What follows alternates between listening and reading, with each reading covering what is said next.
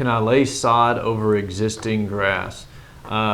We touched on that a little earlier, but the rule of thumb that we try to pass along to everyone is that you want as much dirt on dirt contact as you can get. So you have the dirt on the ground, you have the dirt on the bottom of each piece of grass. The less opportunity there is for air pockets between those two, the better.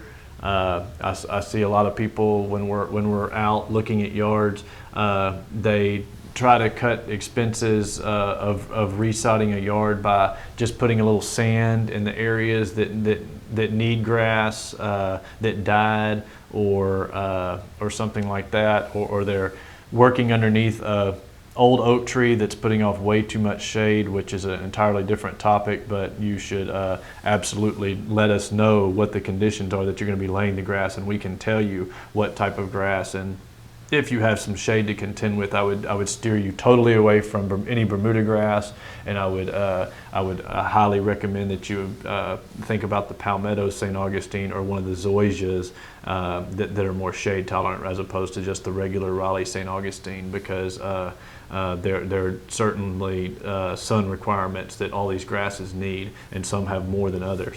But we definitely do not recommend just going out in your yard and finding the ugly parts of your yard that are either overtaken with weeds or something like that, and dropping a piece of grass down on top of it and watering it. It may or may not make it, depending on how much vegetation was there. In all cases, it's not going to do nearly as well as it would if you had at least cut it down with a wheelbarrow. And obviously, ideally, you would cut that area out with a sod cutter and leave a good, flat, smooth surface that's only dirt underneath there to lay that new grass on. And then you would water it thoroughly, get rid of those air pockets. And if you use our grass and under the right conditions, you will see some fantastic results for sure.